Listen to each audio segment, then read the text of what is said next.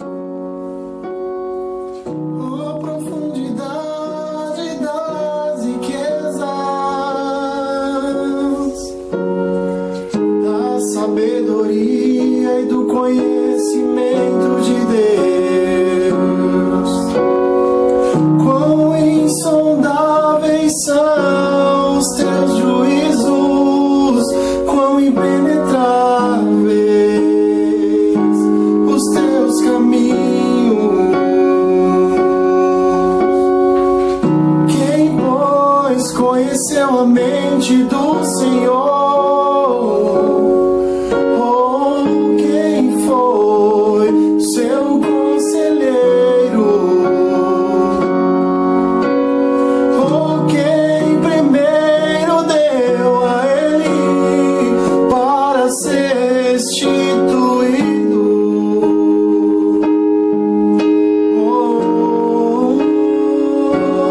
Porque dele, por meio dele, para ele são todas as coisas.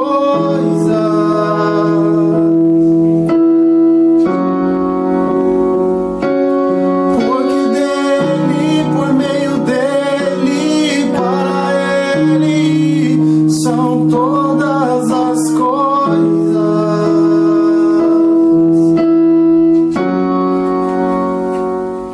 Não, nunca foi sobre nós, nem sobre o que podemos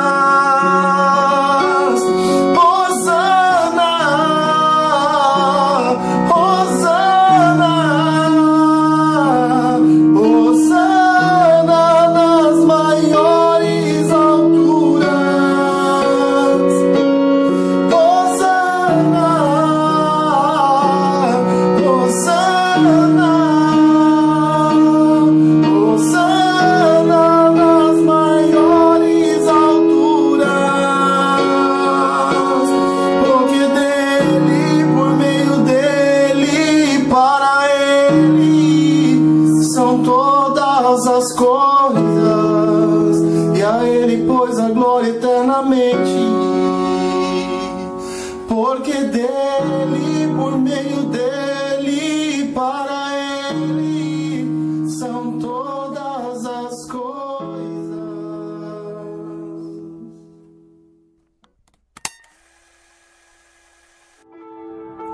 Graça e paz, irmãos da Igreja Presbiteriana da Vila Pauliceia, e a todos aqueles que estão nos ouvindo também no dia de hoje. Eu sou o missionário Osni Ferreira e estou servindo no Oriente Médio desde o ano 2001, trabalhando com plantação de igrejas secretas através de grupos pequenos. É um ministério árduo, um ministério difícil, um ministério que requer um preço a ser pago, mas é algo que traz alegria ao nosso coração, por sabermos que muitas vidas estão se rendendo aos pés de Jesus, aqui numa das regiões mais difíceis do mundo, para se pregar a palavra de Deus. E eu queria deixar uma mensagem para os irmãos, que está baseado lá no livro de Isaías, capítulo 6. E para quem já é um pouco familiar com as Escrituras, conhece esse texto de cor, porque esse texto fala do chamamento do profeta Isaías, fala do momento que ele recebe o seu chamado para fazer a missão, a obra de Deus. E é interessante que esse texto é muito conhecido por nós quando nós lemos Isaías 6, de 1 a 8, que tem a experiência, o encontro sobrenatural de Isaías com Deus, aquela ação de Deus na vida de Isaías. Depois vem o chamado de Deus ao coração do profeta e a aceitação dele, quando ele diz: eis-me aqui, envia-me a mim, que está no versículo 8 de Isaías 6, quando Deus faz a pergunta: quem eu vou enviar? Quem irá por mim? E Isaías diz: eis-me aqui, envia-me a mim. E é tão bonito essa expressão, esse convite aceito positivamente de Isaías. Mas nós paramos aí, nós não continuamos no texto. E eu queria desafiar você a meditar comigo um pouquinho depois disso. O que vem depois do chamado? O que vem depois do sim? O que vem depois que você aceita o desafio de servir a Deus na missão que Ele colocou no seu coração?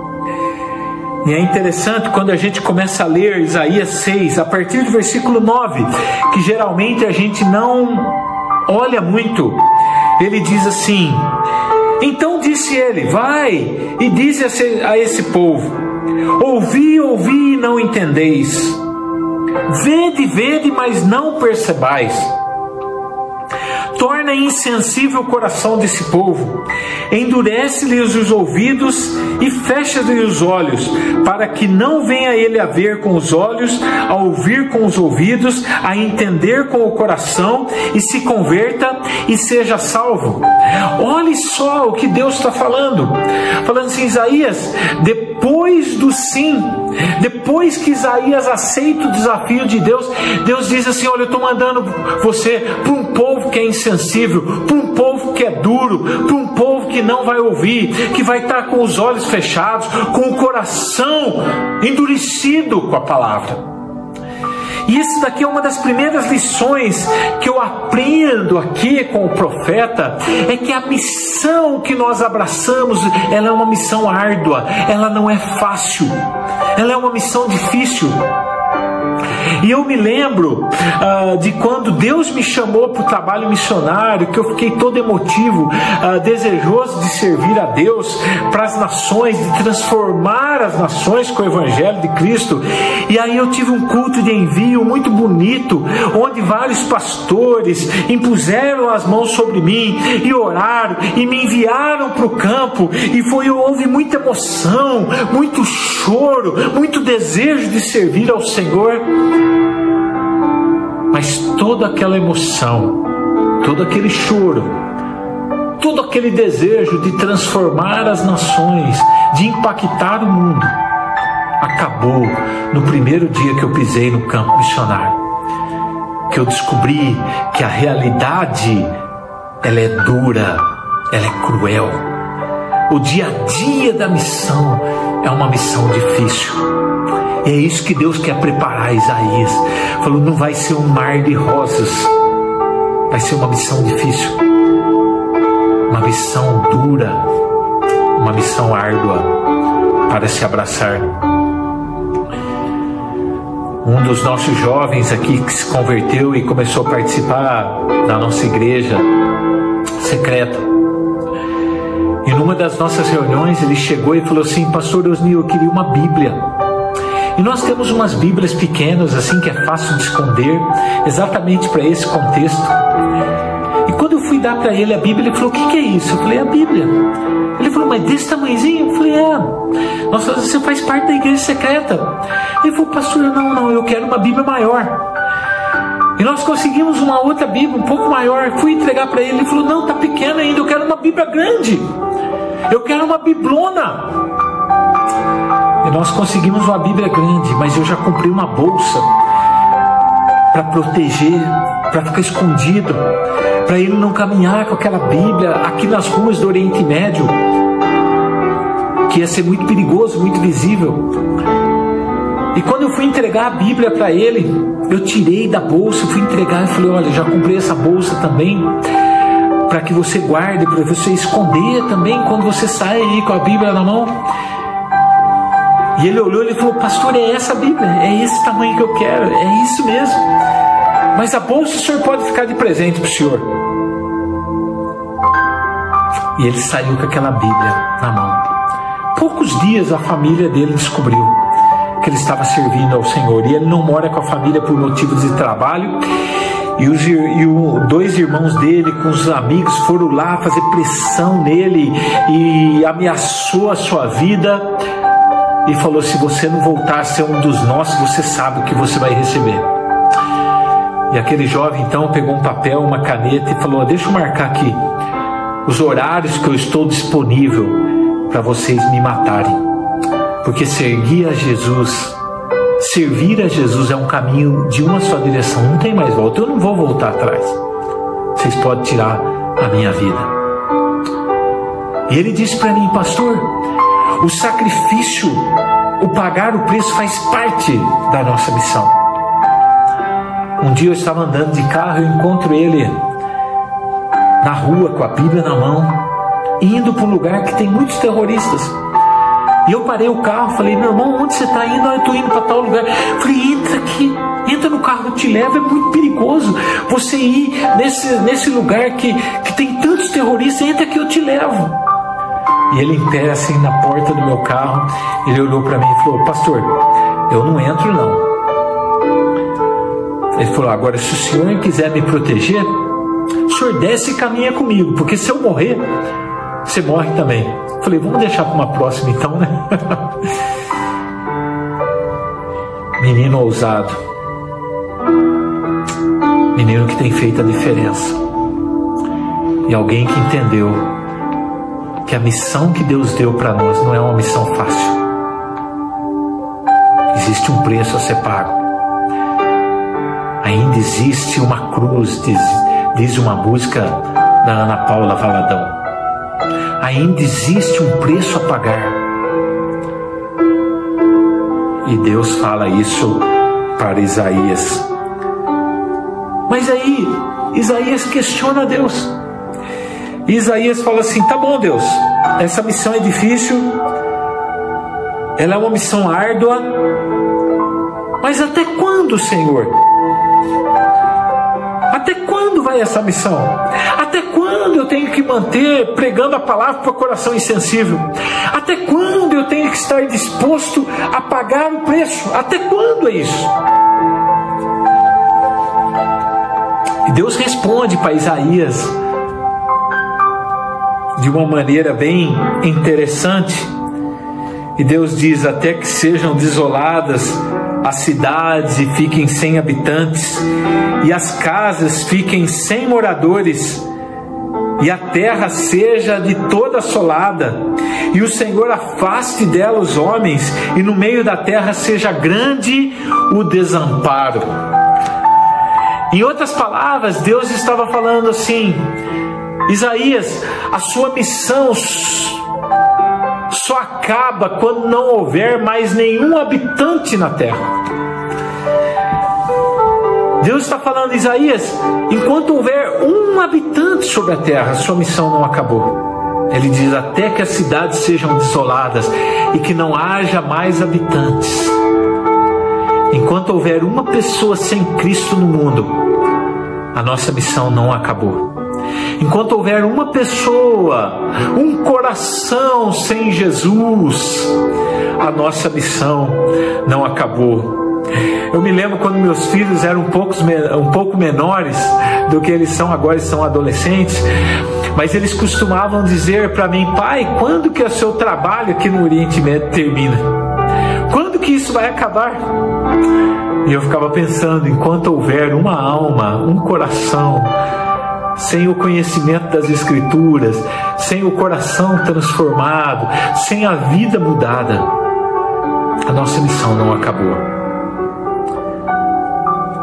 Enquanto houver uma pessoa sem Jesus, a nossa missão, ela continua. A gente precisa continuar perseverando em levar essa mensagem do Evangelho. E Deus tem feito coisas lindas aqui. Deus transformou um jovem muito rico, um menino que veio de uma família abastada aqui. Ele tinha carro do ano, morava numa casa muito boa, ele tinha um apartamento também para ele. Ele tinha muitos bens, tinha uma vida confortável, viajava. Mas de repente ele foi impactado com a palavra de Deus e transformado pelo poder do Evangelho. E ele agora então, sem se conter, ele leva essa mensagem para a família dele. O pai fica revoltado. E geralmente aqui são os familiares que perseguem e que matam até. Mas por ser uma família um pouco mais rica, mais estudada, eles não tiraram a vida desse jovem, mas o expulsaram de casa. Deserdaram esse jovem, disseram: sai daqui agora. Você não é mais nosso filho. Deixa a nossa casa. Você não pertence mais à nossa família. Você é uma vergonha para a nossa família. E depois de 15 dias eu encontro esse rapaz num dos lugares mais pobres aqui do Oriente Médio. Eu entro num apartamento muito simples. E tinha 3 coisas ali naquele apartamento. Tinha um colchão de solteiro no chão, tinha uma cadeira de plástico dessas brancas e tinha um fogão usado ali. E esse jovem estava sentado ali lendo a Bíblia e eu parei olhando aquela cena.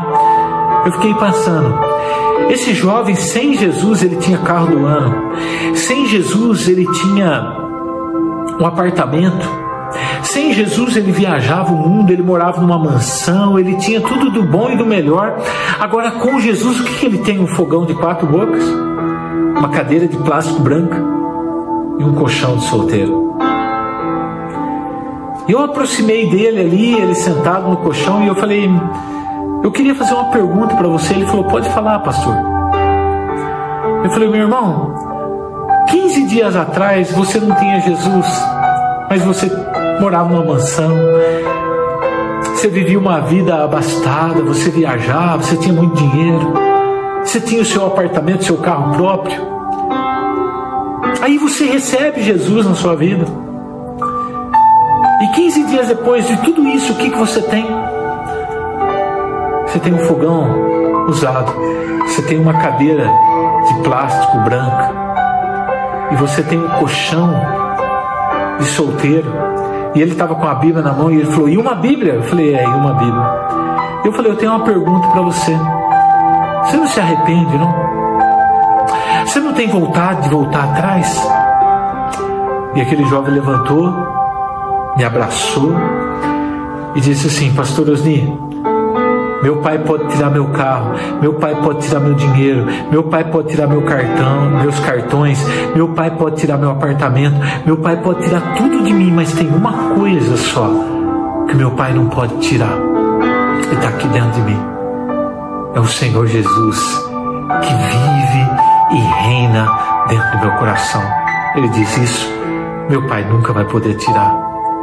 Ele diz assim: Osni, um dia Jesus vai vir na glória para buscar a igreja dele.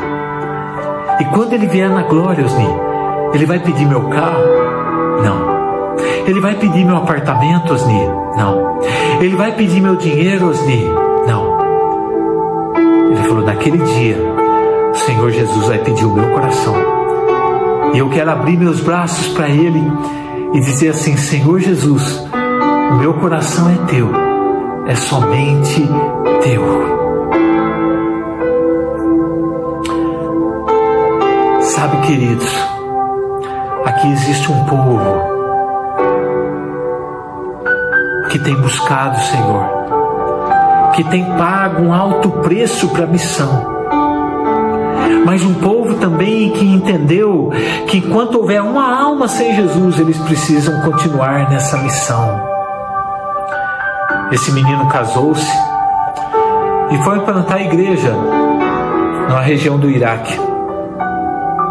E alguns anos depois, ele liga para mim e diz assim: Pastor Osni, eu queria que você viesse tal dia aqui na minha igreja. Ele já estava com a igreja montada ali em uma região do Iraque.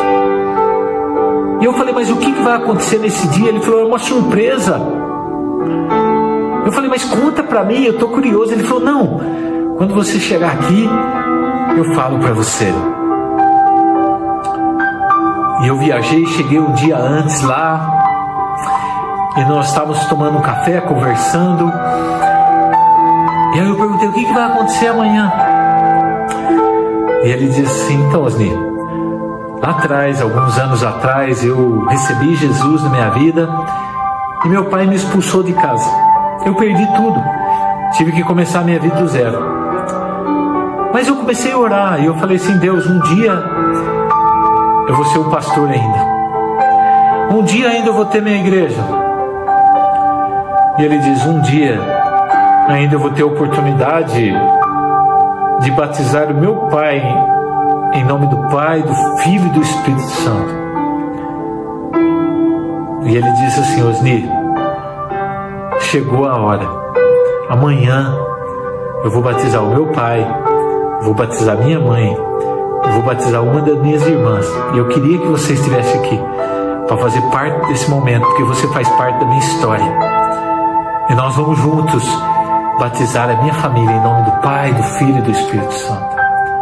Que dia, irmãos, festivo. Que bênção foi esse dia. O pai vem em lágrimas na frente para ser batizado pelo próprio filho.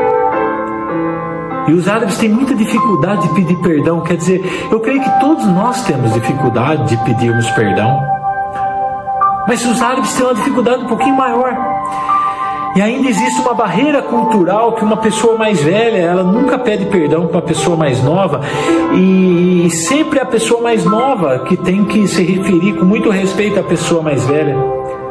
Mas aquele pai em lágrimas, ele diz assim: meu filho, antes de você me batizar, eu quero pedir perdão por todo o mal que eu fiz para você. Eu quero pedir perdão porque um dia eu deserdei você, mas hoje eu estou recebendo você não só como o meu filho, mas como meu pastor e como meu irmão em Cristo. E ali nós juntos batizamos o pai, a mãe e uma irmã desse rapaz, desse jovem, em nome do Pai, do Filho e do Espírito Santo. Quando nós terminamos o batismo, o pai voltou e tomou a palavra novamente e diz assim: filho, eu não vou voltar para casa, eu vim aqui para ficar. Eu vim aqui para acompanhar o seu ministério. Eu quero ser seu braço direito. Eu quero caminhar com você nessa missão de levar o Evangelho para as nações. Irmãos, existe um preço a ser pago. Existe um preço depois do sim. O profeta Isaías diz: eis-me aqui, envia-me a mim. E Deus falou: tá bom, você aceitou essa missão, mas essa missão é uma missão árdua. Existe um preço a ser pago. Não vai ser uma missão fácil.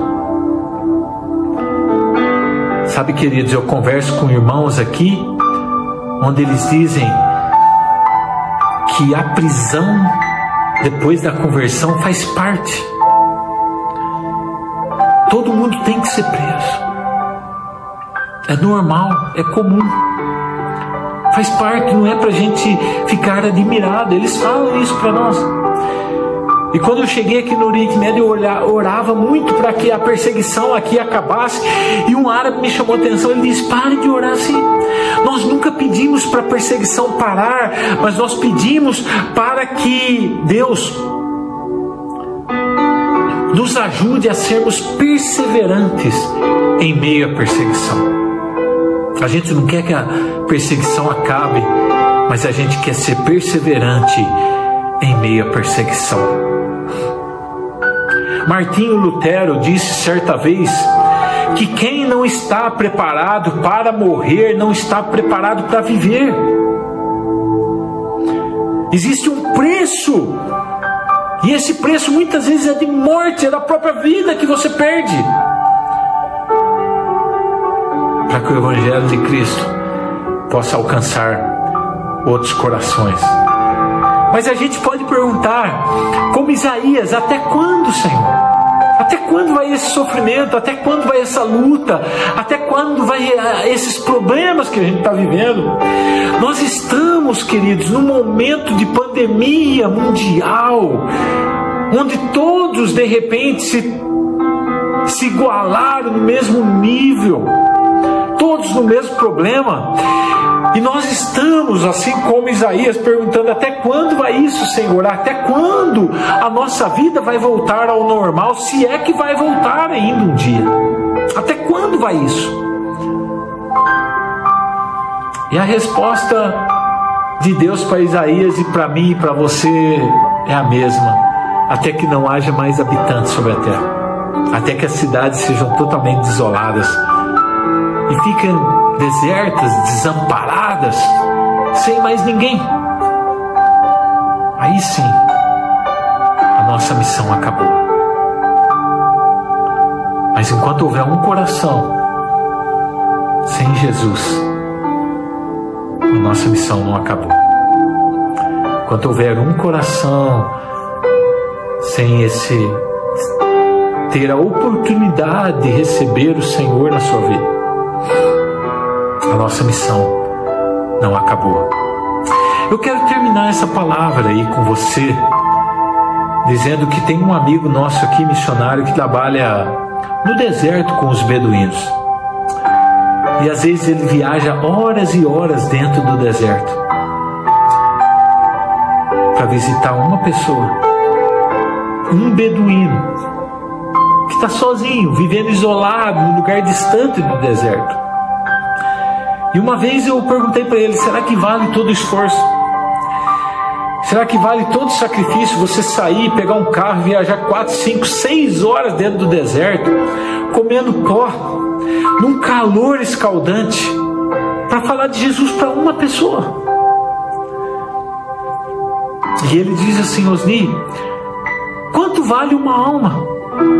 A Bíblia diz assim que uma alma vale mais que o mundo inteiro. Então não existe sacrifício.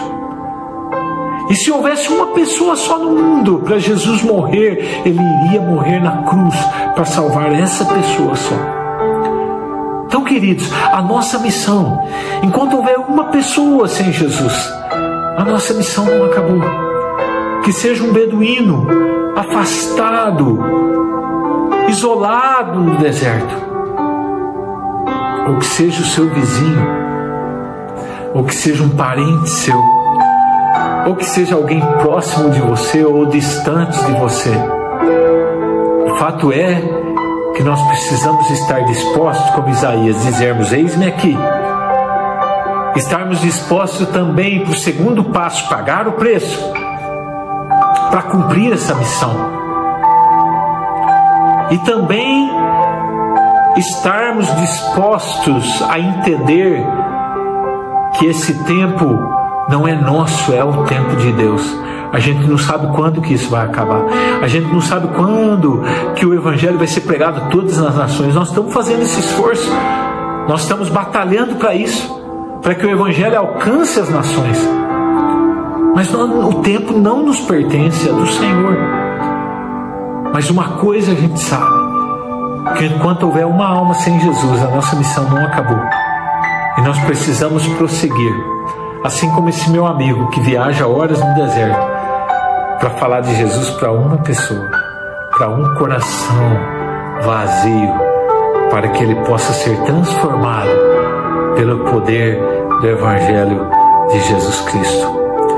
Eu espero, querido, que no dia de hoje você possa falar sim para o Senhor. Sim a esse chamado, responder positivamente ao chamado de Jesus. Mas não só isso, entender também que existe um preço a ser pago. Não é fácil. A missão não é fácil. O trabalho, o serviço na obra de Deus não é fácil. E que você não desista, que você persevere, para que o nome de Jesus seja glorificado em você e através de você, para a glória de Deus. Que Deus abençoe, meu querido, que você possa ser uma bênção nas mãos do Senhor, fazendo a diferença para a glória do nome dele. Vamos orar? Quero orar por você, quero orar por sua vida, para que você responda positivamente a esse chamado de Deus para você, e que você seja realmente um agente transformador da nossa nação. Nós estamos precisando de paradigmas, nós estamos precisando de modelos. Deus quer levantar você para ser um modelo, para ser um baluarte do Senhor, servindo a Ele com alegria. Vamos orar? Deus querido, Deus amado, obrigado porque um dia o Senhor chamou o profeta Isaías para essa missão.